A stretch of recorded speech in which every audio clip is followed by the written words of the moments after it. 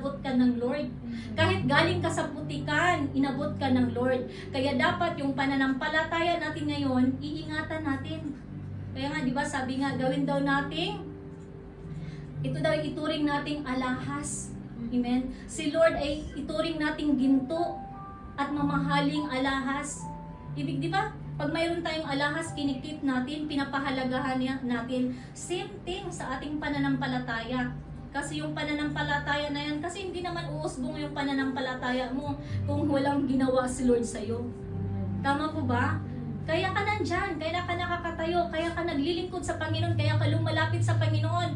Dahil sa pananampalataya mo na one day, ililigtas ka ng Panginoon. Amen? One day, amen, yung matagal mo ng panalangin, nagagaling. Amen? Na magkaroon ng kagalingan ang iyong mama, yung nanay, ang mga kapatid. No? One day, dahil yung pananampalataya, matatanggap nila ang kagalingan. Amen? Sabi no, Jesus said to the woman, your faith has saved you, go in peace. Amen? Ito yung kwento no, na yung isang doon na talaga